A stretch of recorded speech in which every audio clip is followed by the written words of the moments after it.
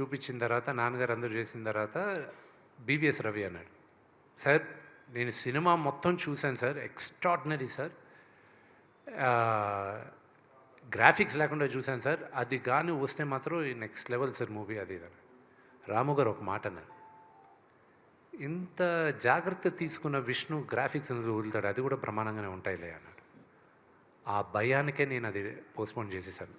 This is no way I can do it అని. ఈ రోజుకి కూడా టెక్నికల్గా మా డైరెక్టర్కి, ఎడిటర్కి, నాకు మేము సినిమాలో చాలా అద్భుతమైన సీక్వెన్సెస్ సాక్రిఫైస్ చేసాం. బికాజ్ మేము అనుకున్న లెవెల్కి విఎఫ్ఎక్స్ రాలేదు. కానీ ఇది నాకు ఒక గుణపాఠం, ఇది పెద్ద గుణపాఠం. I will never repeat that mistake again.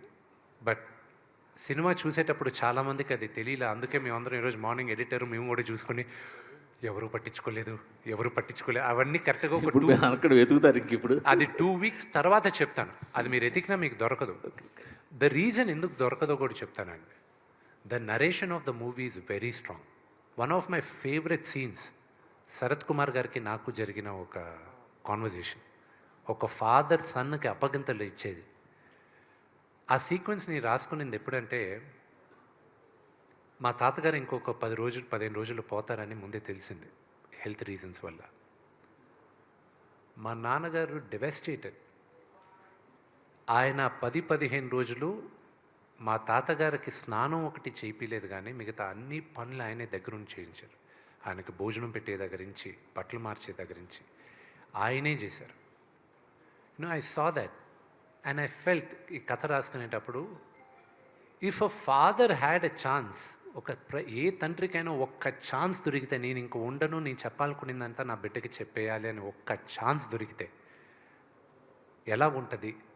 I wish every father has the chance అని ఆ సీన్ రాసుకున్నాను నేను. Very good, super super.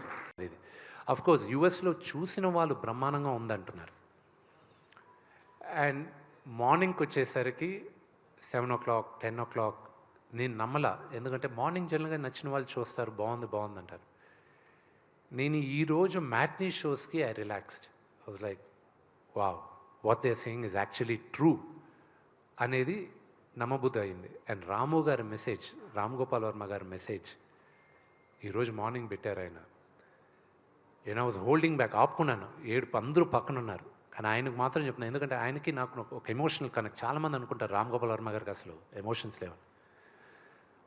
ఆయనంత సెంటిమెంటల్ హ్యూమన్ బీయింగ్ ఎవరు లేరండి. And I really owe to him. ఆయన సినిమా అఫ్కోర్స్ కొన్ని బ్లాక్ చేశాను. ఆయన స్టైల్లో బూతులు మాట్లాడాడు, అది నేను పబ్లిక్లో పెట్టలేను కాబట్టి అవి బ్లాక్ చేయాల్సి వచ్చింది. But it has been a very emotional ride for all of us. But ఇక్కడ మరొక క్వశ్చన్ ఉండిపోయింది.